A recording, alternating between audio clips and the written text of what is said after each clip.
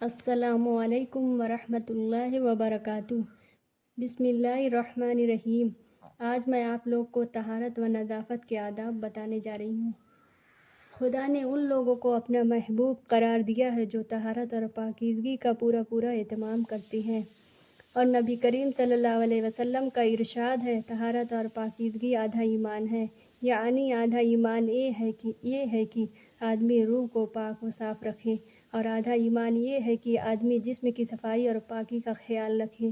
روح کی طہارت و نظافت یہ ہے کہ ان کو کفر، شرک اور معصیت اور ضلالت کی نجاستوں سے پاک کر کے صالح عقائد اور پاکیزہ اخلاق سے آراستہ کیا جائے، اور جسم کی طہارت و نظافت یہ ہے کہ ان کو ظاہری ناپاکیوں سے پاک و صاف رکھ کر نظافت اور سلیقے کے آداب سے آراستہ کیا جائے۔ نمبر 1، سو کر اٹھنے کے بعد ہاتھ دھوئے بغیر پانی کے برتن میں ہاتھ نہ ڈالیں۔ کیا معلوم سونے میں آپ کا ہاتھ کہاں کہاں پڑا ہو۔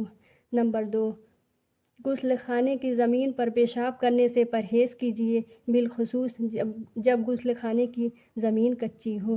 نمبر 3، ضروریات سے فراغت کے لیے نہ قبلہ رخ بیٹھے اور نہ قبلہ کی طرف پیٹھ کیجیے۔ فراغت کے بعد ڈھیلے اور پانی سے استنجا کیجیے یا صرف پانی سے طہارت حاصل کیجیے۔ لید، ہڈی اور کوئلے وغیرہ سے استنجا نہ کیجیے، اور استنجا کے بعد صابن یا مٹی سے خوب اچھی طرح ہاتھ دھو لیجیے۔ نمبر 4، جب پیشاب پخانہ کی ضرورت ہو تو کھانا کھانے نہ بیٹھے، فراغت کے بعد کھانا کھائیں۔ نمبر 5، کھانا وغیرہ کھانے کے لیے دایاں ہاتھ استعمال کیجیے۔ وضو میں بھی دایاں ہاتھ سے کام لیجیے، اور استنجا کرنے اور ناک وغیرہ صاف کرنے کے لیے بایاں ہاتھ استعمال کیجیے۔ نمبر 6، نرم جگہ پر پیشاب کیجیے تاکہ چھینٹیں نہ اڑیں، اور ہمیشہ بیٹھ کر پیشاب کیجیے۔ ہاں، اگر زمین بیٹھنے کے لائق نہ ہو یا کوئی اور واقعی مجبوری ہو تو کھڑے ہو کر پیشاب کر سکتے ہیں، لیکن عام حالات میں یہ بڑی گندی عادت ہے جس سے سختی کے ساتھ پرہیز کرنا چاہیے۔ نمبر 7، ندی، نہر کی گھاٹ پر، عام راستوں پر اور سایہ دار مقامات پر قضائے حاجت کے لیے نہ بیٹھے، اس سے دوسرے لوگوں کو تکلیف بھی ہوتی ہے اور ادب و تہذیب کے خلاف بھی ہے۔ نمبر 8، جب پاخانے جانا ہو تو جوتا پہن کر اور سر کو ٹوپی وغیرہ سے ڈھانپ کر جائیں، اور جاتے وقت یہ دعا پڑھیں، اللہم انی اعوذ بک من الخبث والخبائث، بخاری و مسلم۔ خدا تیری پناہ چاہتا ہوں ان شیطانوں سے جو مذکر ہیں، اور ان سے بھی جو مؤنث ہے، اور جب پاخانہ سے باہر آئے تو یہ دعا پڑھیں، الحمدللہ الذی اذھب عنی الاذی وعافانی۔ خدا کا شکر ہے جس نے مجھ سے تکلیف دور فرمائی اور مجھے عافیت بخشی۔ نمبر 9، ناک صاف کرنے یا بلغم تھوکنے کے لیے احتیاط کے ساتھ اگلدان کا استعمال کیجیے یا لوگوں کی نگاہ سے بچ کر اپنی ضروریات پوری کیجیے۔ نمبر 10، بار بار ناک میں انگلی ڈالنے اور ناک کی گندگی نکالنے سے پرہیز کیجیے۔ اگر ناک صاف کرنے کی ضرورت ہو تو لوگوں کی نگاہ سے بچ کر اچھی طرح اطمینان سے صفائی کر لیجیے۔ نمبر 11، رومال میں بلغم تھوک کر ملنے سے سختی کے ساتھ پرہیز کیجیے، یہ بڑی گھناؤنی عادت ہے، الا یہ کہ کوئی مجبوری ہو۔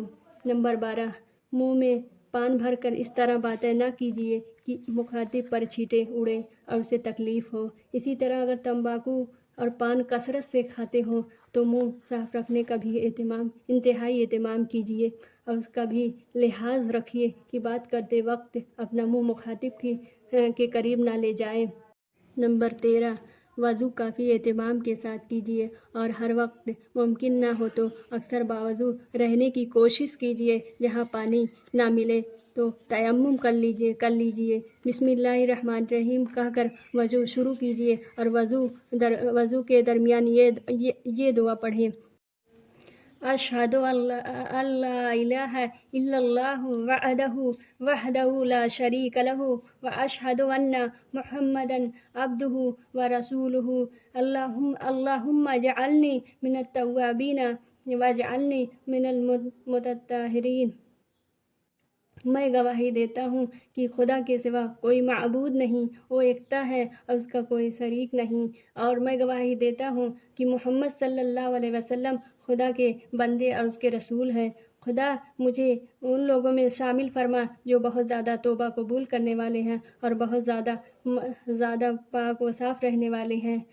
اور وضو سے فارغ ہو کر یہ دعا پڑھیں: اشہد ان لا الہ الا اللہ وحدہ لا شریک لہ واشہد ان محمدا عبدہ ورسولہ اللہم اجعلنی من التوابین واجعلنی من المتطہرین۔ میں گواہی دیتا ہوں کہ خدا کے سوا کوئی معبود نہیں ہے، وہ یکتا ہے اور اس کا کوئی شریک نہیں ہے، اور میں گواہی دیتا ہوں کہ محمد صلی اللہ علیہ وسلم خدا کے بندے اور اس کے رسول ہیں۔ خدا مجھے ان لوگوں میں شامل فرما جو بہت زیادہ توبہ قبول کرنے والے ہیں اور بہت زیادہ پاک و صاف رہنے والے ہیں۔ اور وضو سے فارغ ہو کر یہ دعا پڑھیں: سبحانک اللہم وبحمدک اشہد ان لا الہ الا انت استغفرک واتوب الیک۔ خدا تو پاک و برتر ہے، اپنی حمد و ثنا کے ساتھ میں گواہی دیتا ہوں کہ کوئی معبود نہیں مگر تو ہی ہے۔ میں تجھ سے مغفرت کا طالب ہوں اور تیری ہی طرف رجوع کرتا ہوں۔ نبی کریم صلی اللہ علیہ وسلم کا ارشاد ہے: قیامت کے روز میری امت کی نشانی یہ ہوگی کہ ان کی پیشانیوں اور وضو کے اعضاء نور سے جگمگا رہے ہوں گے، پس جو شخص اپنے نور کو بڑھانا چاہے بڑھا لے۔ بخاری و مسلم۔ نمبر 14، پابندی کے ساتھ مسواک کیجیے۔ نبی کریم صلی اللہ علیہ وسلم کا ارشاد ہے کہ اگر مجھے امت کی تکلیف کا خیال نہ ہو تو میں ہر وضو میں ان کو مسواک کرنے کا حکم دیتا۔ ایک مرتبہ آپ صلی اللہ علیہ وسلم کے پاس کچھ لوگ آئے جن کے دانت پیلے ہو رہے تھے۔ آپ صلی اللہ علیہ وسلم نے دیکھا تو تاکید فرمائی کہ مسواک کیا کرو۔ نمبر 15، ہفتہ میں ایک بار تو ضرور ہی غسل کیجیے۔ جمعہ کے دن غسل کا اہتمام کیجیے اور صاف ستھرے کپڑے پہن کر جمعہ کی نماز میں شرکت کیجیے۔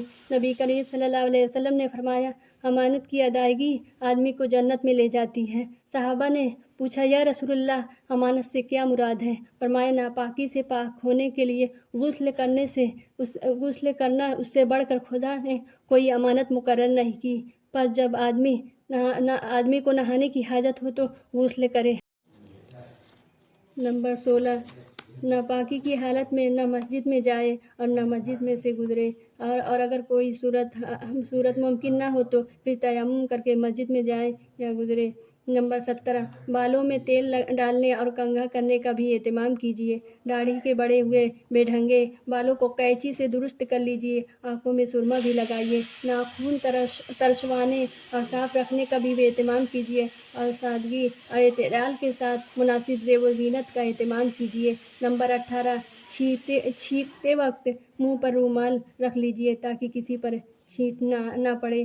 چھینکنے کے بعد الحمدللہ، خدا کا شکر ہے کہیے۔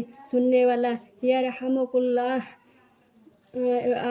خدا آپ پر رحم فرمائے کہیے، اور اس کے جواب میں یہدیک اللہ، خدا آپ کو ہدایت بخشے کہیے۔ نمبر 19، خوشبو کا کثرت سے استعمال کیجیے۔ نبی صلی اللہ علیہ وسلم خوشبو کو بہت پسند فرماتے تھے۔ آپ سو کر اٹھنے کے بعد جب ضروریات سے فارغ ہوتے تو خوشبو ضرور لگاتے۔ اور آپ لوگوں سے گزارش ہے کہ آپ لوگ میرے چینل کو لائک کریں، شیئر کریں اور سبسکرائب کرنا نہ بھولیں۔